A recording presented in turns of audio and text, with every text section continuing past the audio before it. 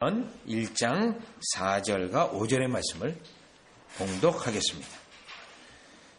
사도와 함께 모이사 그들에게 분부하여 이르시되 예루살렘을 떠나지 말고 내게서 들은 바 아버지께서 약속하신 것을 기다리라.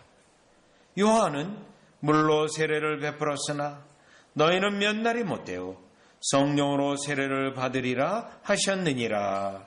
아멘.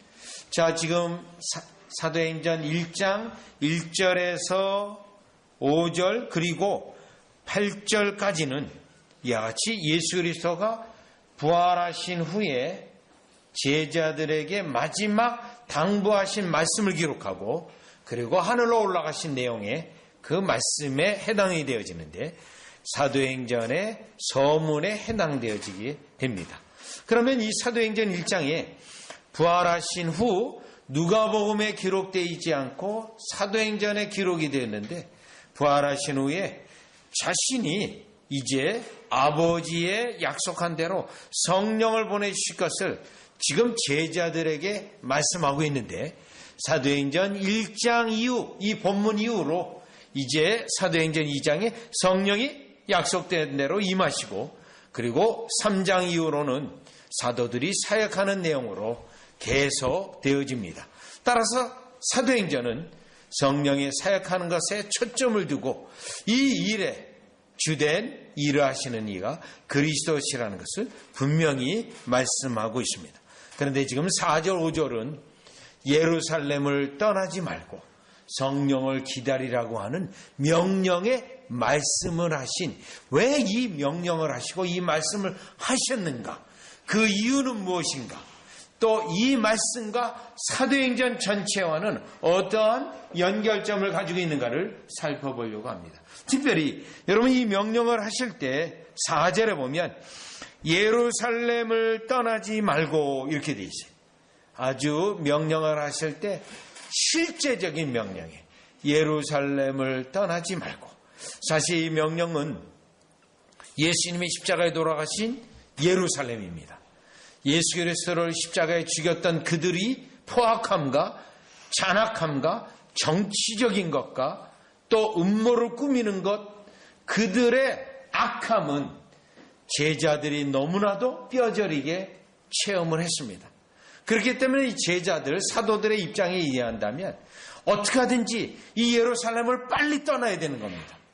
그래서 이 무서운 곳에서 탈출해서 좀 더 마음이 편해지기 원했고 또 이 두려움에서 벗어나고자 했습니다. 그런데 예수님은 떠나지 말라는 명령을 말씀하시면서 성령을 보내주시겠다고 하는데 요 떠나지 말라 이 말씀은 사실은 그들의 육적인 것, 판단, 육적인 감정 이런 것들을 억누르는 명령이었습니다.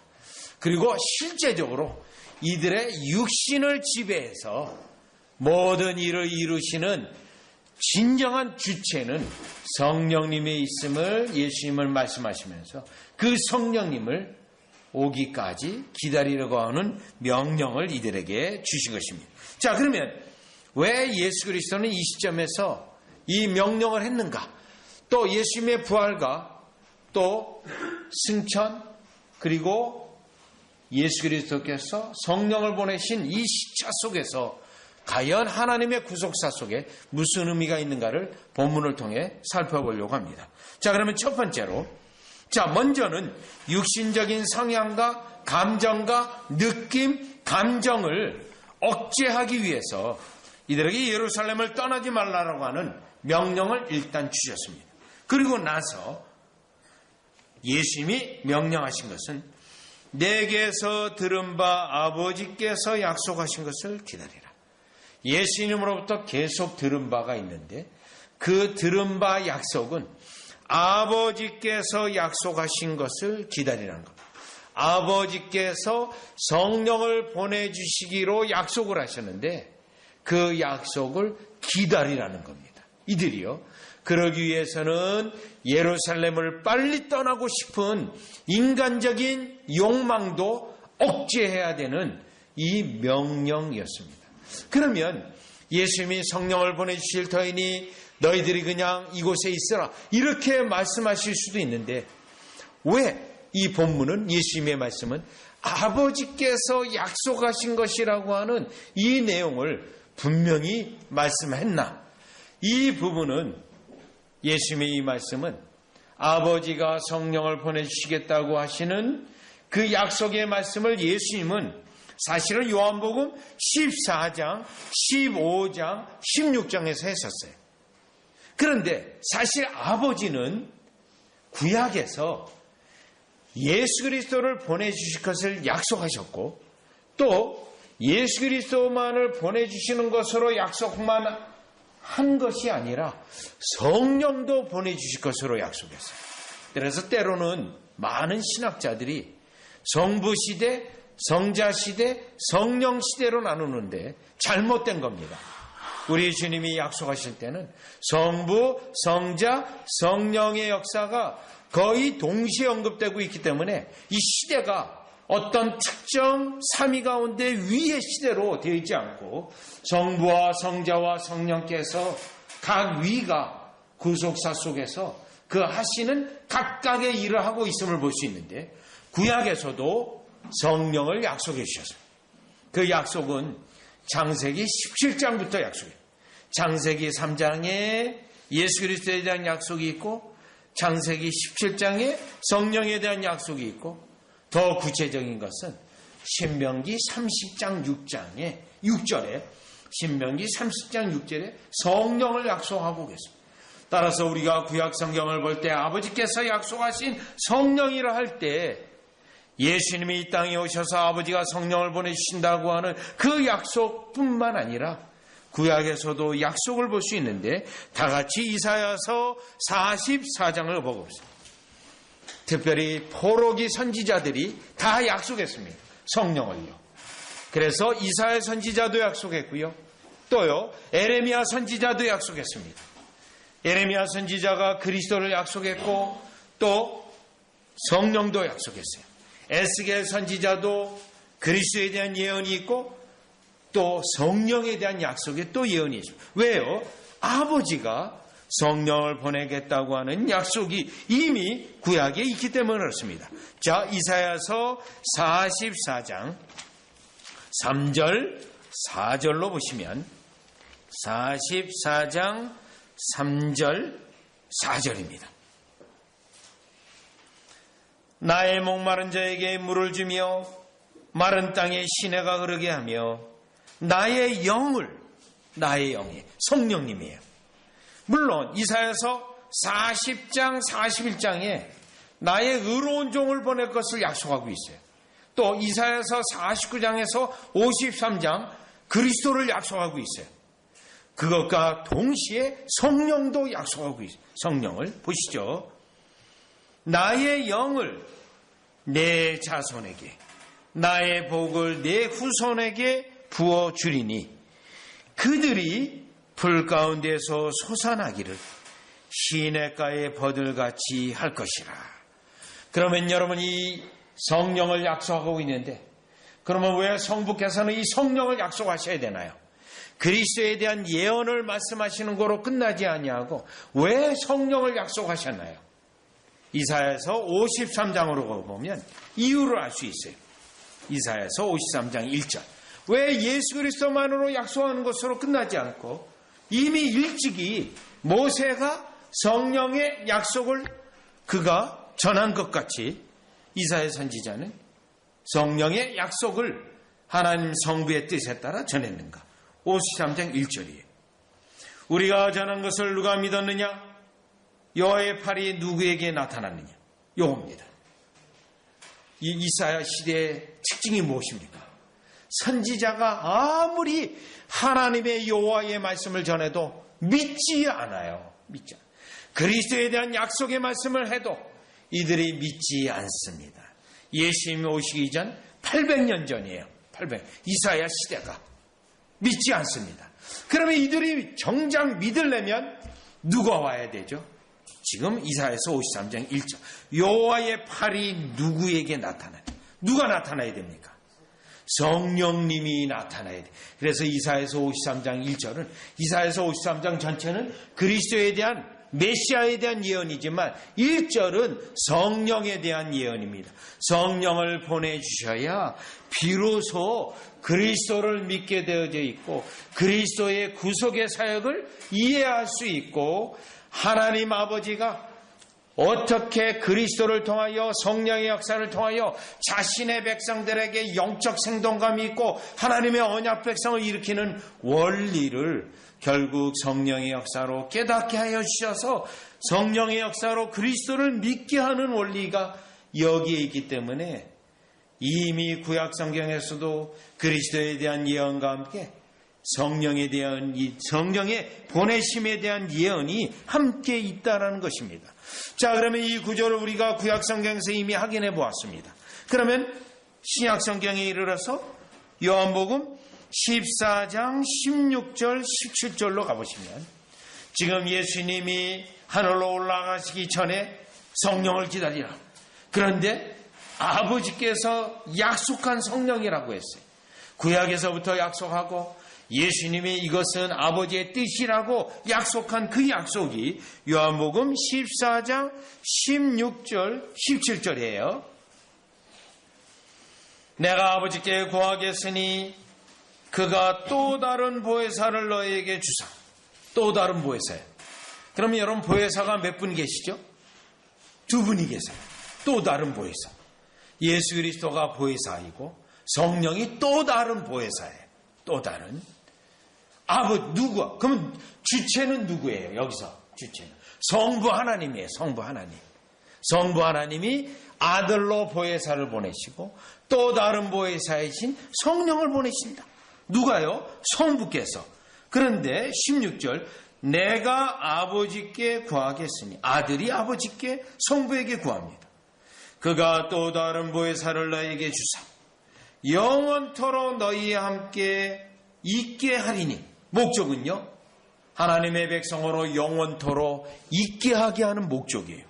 그러면 그 보내신 목적이 17절에 보면 그는 진리의 영이라 세상은 능히 그를 받지 못하나니 이는 그를 보지도 못하고 알지도 못함이라.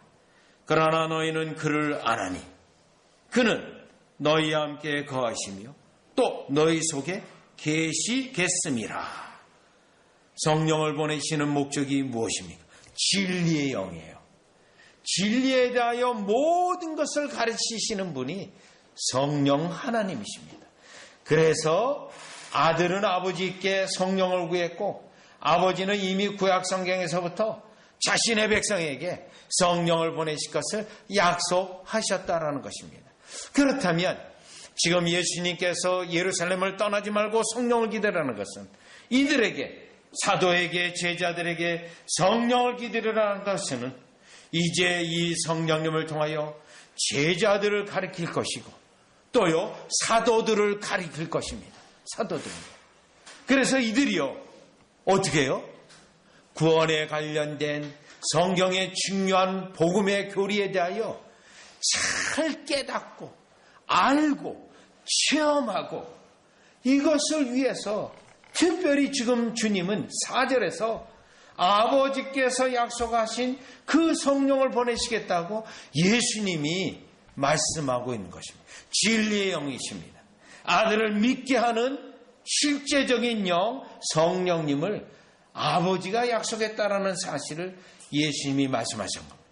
그러면 요한복음 지금 14장에는 이렇게 말했지만 동일한 요한복음의 저자인 사도 요한은 요한일서 2장 20절과 2장 20절을 가면 27절을 가면 이거에 해당되는 말씀을 또 해요. 요한복음 2장 20절에 보면 너희는 성령의 기름 부음 받은 자로 모든 것을 아느니라고 되어 있습니다. 이 말씀을 한 번만 한 게 아니고요. 27절에 또 해요. 너희는 성령의 기름 부음 바가 너희에게 있으니 누가 너희를 가르칠 필요가 없고 이렇게 되어 있어요. 즉 성령님이 직접 모든 것을 구원에 관한 복음에 관한 교리들을 다 깨닫게 하시고 알게 하시고 왜요? 진리의 영이기 때문에. 그래서 누구에게 가르침이나 받을 거가 아니라는 거예요. 알게 하시고 깨닫게 하시고 체험케 한다라는 것이. 여러분, 이 부분이 지금 성부가 약속한 성령, 예수님이 성부에게 부탁한 그 성령이 제자들과 사도들에게 와야 하는 첫 번째 이유요, 목적입니다. 그런데 이 성령님은 동일하게 여러분에게도 와야 됩니다. 우리에게도 와야 됩니다. 그래 진리의 영이 와서 예수 그리스도를 알게 하고 우리로 하여금 예수 그리스도에게 가게 하고 구원에 대하여 복음에 대하여 깨닫게 하시는 그 성령이 우리에게 와서 나의 구원이 어떻게 이루어졌고 나의 구원이 어떻게 체험됐는지를 여러분이 각각의 체험까지도 이 성령의 역사에 의한 것이므로 이미 구약에서부터 이 성령의 역사가 있어야 너희가 누가 믿었느냐 여호와의 팔이 누구에 나타나느냐 오직 성령이 나타나야만 여러분에게 임하여만 진리를 깨닫고 믿을 수 있기 때문에 지금 예수 그리스도는 바로 아버지께서 약속하신 이 성령을 제자들과 사도들에게 줄 것이니 예루살렘을 떠나지 말라고 명령하셨다는 것입니다. 이 명령은 오늘날 우리에게 적용되는 것은 여러분이 그리스도를 믿으려면 반드시 성령님이 오셔서 진리의 영 깨닫게 해주셔서 아버지가 아들을 어떻게 보내셨고 아버지가 아들을 통하여 무슨 일을 이루어 여러분의 구원이 어떻게 일어나는지에 대한 교리를 깨달을 뿐만 아니라 여러분의 삶에 적용되어야 한다는 것입니다. 여러분 이것이 없으면 어떻게 되는 거죠? 고린도전서 2장에 의하면 아직도 육에 속한 자입니다. 영에 속한 자가 아니에요. 아직도 육에 속한 자라서 이 성경을 성경 공부를 하고 글자 문자의 어떤 내용들은 알지라도 실제로 구원의 은혜가 없는 경우입니다. 여러분 이러한 경우 우리는 무엇이라고 부른다 그랬죠? 교리적으로 역사적 믿음에 있는 자라고 부릅니다. 아직 구원의 은혜는 없어요. 그냥 지식으로만 알고 있는 거예요. 성령의 역사로 영적인 깨달음이 없어요. 역사적 믿음이에요. 누구도 가지고 있죠? 마귀도 가지고 있는 거예요. 마귀도. 그러한 역사적 믿음으로는 구원을 얻지 못합니다. 오늘 이와 같이 그리스도께서 사도들과 제자들에게 성령을 약속하심으로 통하여 그 성령이 오셔서 그 사도와 제자들이 진리의 성령을 통하여 구원에 대한 모든 가르침에 대한 이해가 있고 영적 이해력이 있고 그것을 자신에게 적용하여 이와 같이 사역을 할 뿐만 아니라 오늘날 우리에게도 이 성령이 오셔서 결국은 여러분의 부르심이 있어서 구원의 은혜가 똑똑히 드러나는 여러분이 되어지시기를 주 예수 그리스도의 이름으로 축원합니다. 그러면 다시 4절, 5절로 돌아오셔서 사도행전이요. 5절로 가보시면 예수님이 이 말씀하실 때 성령을 기다리라 이 말씀을 하실 때 5절에 보니 요한은 물로 세례를 베풀었으나 이렇게 되어 있어요. 요한은 물로 세례를 베풀었다. 그러면 이 말씀의 전제가 뭐냐면 예수님 자신이 성령을 보내어서 이들에게 불세례를 베풀 것을 말씀하는 내용이 요 5절의 배경이 있습니다. 어디에 있냐면 누가복음에 있어요. 누가복음 3장을 가보시면 자, 이 누가복음은 여러분 뭐죠? 사도행전의 앞부분의 책이라 그랬죠. 그럼 예수님이 말씀하실 때 이 누가복음 3장 16절에 있는 내용이 그 예수님의 말씀 속에 이미 배경이 되어 있어요. 배경이. 누가복음 3장 16절에 보시면 요한이 모든 사람에게 대답하여 이르되 나는 물로 너에게 세례를 베풀거니와 예수님이 이 말씀을 지금 하셨잖아요. 세례 요한이 언급한 내용이 배경이 있어요. 나보다 능력 많으신 이가 오시나니 예수 그리스도입니다. 예수 그리스도예요. 나는 그의 끈을 풀기도 감당하지 못하겠노라. 그는 예수님이에요. 성령과 불로 너희에게 세례를 베푸실 것이요. 이제 아들이 사도행전 2장에 보면 예수님이 아버지로부터 성령을 받아 우리에게 부어줬다라고 되어 있어요. 그래서 이 성령은 아버지와 아들에게서 오는 거예요. 여러분, 이 부분에 대하여 1058년 동방교회와 서방교회가 갈라지는데, 무슨 논쟁 때문에 갈라지냐면, 동방교회는 러시아 종교라든가 그릭 오소독스라든가 다 동방교회예요. 동방교회는 이 성령님이 아버지께로만 온다고 믿어요. 그런데 서방교회, 우리 개혁교회가 포함된 이 개혁교회는 이 성령이 아버지와 아들에게서 온다라고 믿어요. 성경구절, 특별히 로마서 8장에 보면 명확해요. 그래서 이 교리 논쟁 때문에 동방교회와 서방교회가 나눠지는 거예요. 그래서 동방교회는 율법주의, 율법주의로 가요. 행위가 있어야 구원받는다고 가요. 그게 58년에 공식적으로 교회가 갈라진 겁니다. 자, 그러면 우리는 성경적으로 볼 때 분명히 성령님이 성부와 성자로부터 와요. 그러면 성자로부터 그리스도께서 성령을 보내실 때 누가복음 3장 16절 세례 요한의 말에 의하면 그리스도가 성령을 보내신 이유가 분명하게 됩니다. 왜요? 세례 요한은 물로 세례를 베풀었으나 그리스도께서는 우리를 성령을 보내시어 무슨 세례를 주려고요? 불세례입니다. 불세례. 그리고 사도행전 2장에 보면 실제로 성령을 보내셨을 때 그 사도들과 제자들 위에 뭐가 있었어요? 불의 혀라고 돼 있어요. 이 머리에 불의 혀처럼 막 불이 임하는 현상이 있었어요. 왜 현상이 있었습니까? 그 현상이요. 불은 또 무엇을 말합니까? 성령이 불로 임하신 것으로 표현되어 있는데, 상징으로 표현되어 있는데, 불은 태우는 것을 말합니다. 태우는 것. 죄를 태우는 겁니다.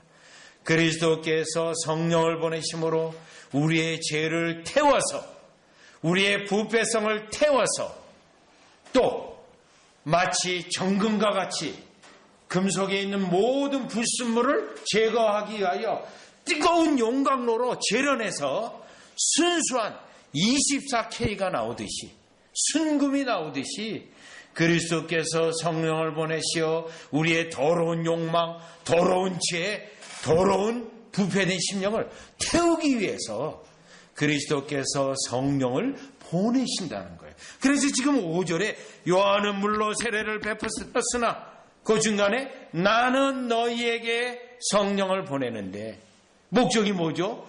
너희를 불로 태우기 위해서요. 불로요. 죄를 태우고 부패성을 태우기. 물론 성령에 대하여 불로 표현되어 있기도 하지만 한편으로는 물로도 표현되어 있어요. 물로도. 네. 이 물로 표현된 것은 특별히 에스겔서 36장 26절 27절로 보면 그 부분은 또 물로 되어 있어요. 물로 너희를 씻는다라고 되어 있어요. 이 씻는 작업을 하시는 분이 성령님이에요. 그래서 더러운 걸 씻는 작업이에요. 아까 불은 그냥 태우는 거잖아요. 물은요, 씻어요. 이것을 사도 바울은 디도서 3장 5절에 여러분 디도서 3장 5절은 가볼게요. 다 같이 중요한 구절. 성령의 거듭남에 대하여 말하고 있는 교리적으로 아주 중요한 성경 구절. 디도서 3장 5절이에요. 디도서 3장 5절. 우리를 구원하시되 우리의 행한 바 의로운 행위로 말미암지 아니하고 오직 그의 긍휼하심을 따라, 중요해요, 중생의 씻음과. 중생이란 단어는 뭐죠? 성령께서 거듭나게 하신 거. 성령이 거듭나게 하실 때 성령의 주권적인 100% 사역에 우리가 0.0001 그거가 없어요. 성령의 100% 사역을 말할 때 중생이라고 말하고, 우리에게 나타난 효과를 말할 때는 회심이라는 단어를 써요. 그래서 내가 죄에 대한 각성이 일어났습니다 했을 때는 중생이라는 용어를 안 써요. 그때는 회심이라는 용어를 써요. 우리의 인간에 나타난 반응, 효과를 나타낼 땐. 그러나 성령의 100% 주권사역을 말할 때 중생이라는 용어로 써요. 보세요. 중생의 씻음과 성령의 새롭게 하심. 이게 동의어예요. 중생의 씻음. 예수 그리스도께서 성령을 보내셔서 우리의 더러운 성질, 더러운 속성, 이걸 씻어내는 작업을 해요. 그래서 우리의 영혼을 어떻게 돼요? 깨끗하게 하는 거예요. 깨끗하게. 그럼 우리의 영혼을 깨끗하게 하면 나타나는 현상이 뭐예요? 깨끗하게 하면 더러운 거를 미워하고 더러운 걸 피하고 더러운 것을 이와 같이 하지 않는 속성이 우리에게 새겨집니다. 우리 한국 초대교회 때 선교사들이 왔어요. 가장 먼저 그들이 복음을 전할 뿐만 아니라 사회적으로도 개혁한 게 있습니다. 그래서 가장 먼저 개혁한 거가 뭐냐면요, 하수도 만드는 거예요. 그리고 화장실을 멀리 만드는 걸 했어요. 여러분, 그 당시는 하수도가 없었어요. 기록에 보면. 그래서 나쁜 더러운 물을 길거리에다 뿌려가지고 그 당시 기록을 보면 그 악하고 더러운 기운이 온 사회에 넘쳐서 질병이 항상 일어나고 있다. 그래서 하수도 개선 작업을 했더라고요. 무엇을 말하죠?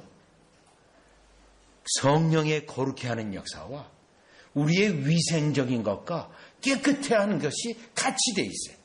구약에서 음식법, 제사법 속에 이 내용이 다 들어있어요. 구약에서요, 반드시 광야에서 용변을 보거든 어떻게 하라고 돼 있어요? 덮으라고 돼 있어요. 덮어. 위생하고 관련돼 있어요. 거룩함하고 관련돼 있어요. 우리의 씹는 것과 관련돼 있어요. 그렇기 때문에 현대 오늘날 이 시대에 가장 위생이 안 되어져 있는 나라 가운데 하나가 인도지 않습니까? 용변을 보고 전혀 덮지 않아요. 조심해야 된다 그러더라고요. 길거리 가다가 이와 같이 용변을 밟는 건 흔한 일이래요. 흔한 일이. 네? 굉장히 더럽다 그러면 우상숭배가 있기 때문에 그래요. 그래서 이 중생의 씻음, 거룩해함을 통해서요, 우리의 영혼을 씻음을 통해서 죄의 더러운 것에서부터 떠나게 하시고 미워하게 하시는 속성을 만드시는데, 그것을 성령이 불로 태우신다, 성령이 우리를 씻는다, 여기에 포함되어 있는 겁니다. 그렇다면 예수 그리스도께서 앞부분은 성부께서 성령을 보내시는 이유, 이 부분은 예수 그리스도께서 성령을 보내시는 이유는 우리의 더러운 죄를 씻으시고 더러운 죄를 태우고 우리의 심령이 거룩한 것, 깨끗한 것으로 가득 차게 하기 위한 우리 주님의 목적이 여기에 있다는 것을 깨달을 수 있습니다. 그렇기 때문에 우리는 그리스도가 보내신 그 성령님을 기대하고 성령님을 바라보고 성령님을 바라고 성령님을 구하는 여러분이 되어야 됩니다. 누가복음 11장에 보면 성령을 구하라고 되어 있어요. 그리스도가 왜 성령을 보내십니까? 저와 여러분으로 하여금 거룩한 삶, 깨끗한 삶, 성결한 삶을 살기 위해서 이와 같이 제자들에게, 사도들에게 보내셨고, 오늘도 우리에게 보내시는 그 그리스도가 성령을 보내시는 목적을 깨달아 그 성령이 우리에게 임하게 되고 우리로 이와 같이 거룩한 삶을 추구하는 저와 여러분이 되어지시기를 주 예수 그리스도 이름으로 축원합니다. 그러면 다시 사도행전 1장 5절, 세 번째 성령을 보내시는 그 이유와 목적이 무엇이 있는가 볼 때 5절이에요. 세 번째 목적. 요한은 물로 세례를 베풀었으나 너희는 몇 날이 못되어 성령으로 세례를 받으리라 하셨느니라. 여기 보면 너희는 몇 날이 못되어 성령으로 세례를 받으리라 하셨느니라. 자, 이 부분은 요한복음 20장하고 볼 때 성령님이 오순절에 왔는가? 아니면 요한복음 20장이에요. 예수 그리스도께서 숨을 내쉬며 성령을 받으라고 돼 있어요. 이게 신학자 간에 논쟁이 많아요. 성령님이 오순절에 왔느냐, 아니면 지금 예수님이 제자들에게 숨을 내쉬며 성령을 받으라, 그 숨을 내쉬며 성령을 받으라 할 때는 성령님을 말하는 게, 인간의 호흡을 말하는 게 아닙니다. 또 여러분, 이 성령을 말할 때 흐느마라는 헬라어라는 용어를 쓰는데요, 발음하기가 숨을 내쉬어야 돼요. 그 단어 자체가. 그래서 성령님을 의미하고 있는데, 그러면 그때 오셨는가? 아니면 오순절에 오셨는가 할 때 그것은 쓸데없는 논쟁입니다. 이미 제자들의 사역 속에, 예수님의 공생의 사역 속에서 예수님은요, 성령님의 역사에 의하여 누가복음 4장에 성령의 역사로 사역했어요. 성령의 역사로. 그리고요, 이미 그 사역 속에서 구약의 백성들 가운데는 특별하게 성령의 비상한 역사가 이미 구약에서부터 있어요. 그러면 이 제자들은, 사도들은 최소한 예수님의 성령의 기름 부음 받음으로 사역을 하셨을 때 이들에게는 이미 성령의 사역이 그들에게 있었고, 이미 그들에게는 믿음이 있었고, 그러면 오순절 사건의 성령은요, 최소한 누가복음과 사도행전을 보면 구속사 속에서 하나님 나라의 진전이 성령의 역사에 의하여 된다라는 구속사적 관점에서 우리가 오순절 사건을 볼 때는 이 성령을 보내심으로 이 오순절의 사건은 제자들에게 성령의 사역으로, 그리스도가 성령의 사역으로 사역을 시작했듯이 제자들도 사도들도 이제 성령의 역사로 사역이 시작된다라고 하는 의미가 있습니다. 그러면 지금 이 5절에 이 성령을 보내시는 세 번째 목적이 뭐죠? 사도들과 제자들이 성령에 의하여 사역이 되도록 보내신다라는 것을 우리가 깨달아 볼 수 있는 겁니다. 그래서 이 성령의 나타남 때문에요, 사도들은 예수님의 뜻이 무엇이고 하나님의 주권적 뜻은 무엇이고 그걸 다 알게 되어져요. 그래서 여러분이 성경, 특별히 에베소서 3장을 보면 사도들은 성령으로 알았다고 되어 있어요. 성령이 나타내심을 통해서, 성령이 나타내심. 그렇다면 이 5절에 있는 거, 예수님이 성부가 성령을 보내신 것은 철저히 제자들의 사역의 수행을 위해서 주셨다, 보내셨다라는 것을 알 수가 있는 것입니다. 따라서 여러분이 성령의 사역은요, 두 가지로 나눠져요.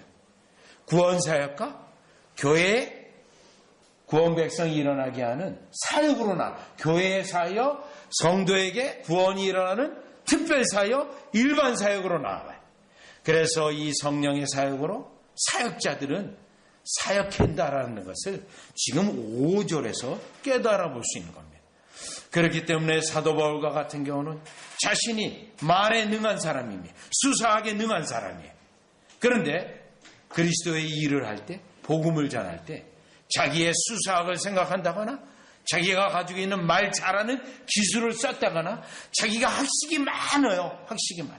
그 학식적인 논쟁을 하거나 그러지 않았어요.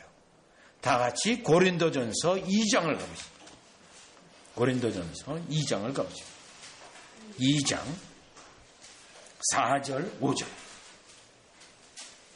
왜 성령을 보내주시는데 기다리고 했는가?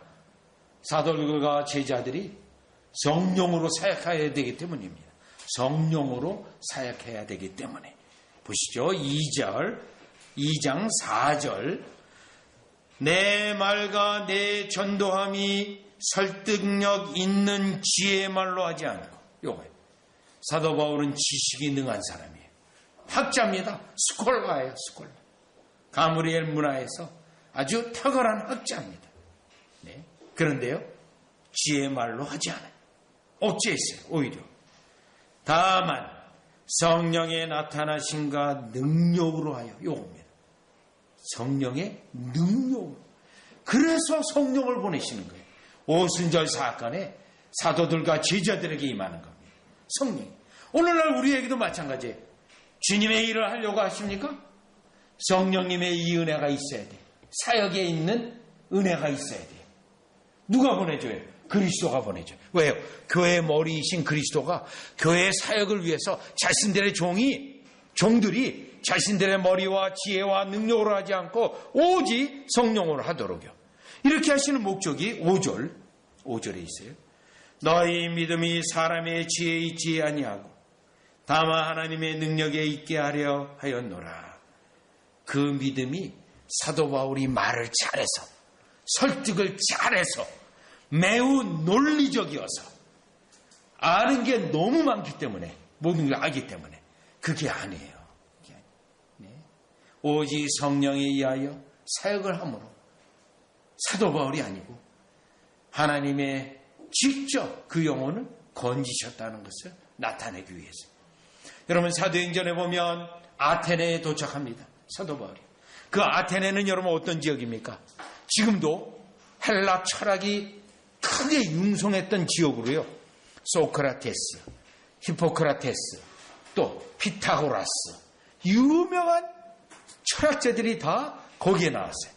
그걸 그래서 우리가 때로는 그레코 로망이라고 이제 부르기도 하는데, 그릭, 로만, 현자들이 굉장히 많았습니다. 여러분, 예수님 당시 로마가 얼마나 문명적으로 발전한 나라입니까? 문명적으로요. 가장 지혜가 있고 똑똑한 사람들이 많았어요. 그런데 그런 지역에 사도 바울이 들어갔어요. 복음을 전하는데 그들의 철학에 결코 뒤지지 않습니다. 철학적 논쟁을 펼칠 수도 있습니다. 그런데 철학적 논쟁을 하지 않습니다. 바울은 성경에 있는 교리를 차분히 구속 창조, 구속의 역사 쭉 설명해요. 그리고 그리스도를 믿는 것 외에는 구원이 없다. 그걸로 끝나요. 아니 우리 같으면 아는 지식도 많아요. 철학적 지식도 풍부해요. 그걸 논증하면서 그리스도 믿는 것만이 구원받는 것이라 설명할 수 있음에도 불구하고 얼마든지, 왜냐하면 그런 학문도 있어요. 변증학이라고 하는 학문이 있습니다. 하나님이 이신적 논증도 있어요. 하나님이 살아계시는가 논증하는 철학적 논증들이 있어요. 안 썼어요. 왜요? 자신의 지혜가 아니라 성령의 능력이 나타나 하나님이 그 영혼을 직접 믿음을 일으켜서 구원하는 역사를 위해서 이와 같이 했다는 것입니다.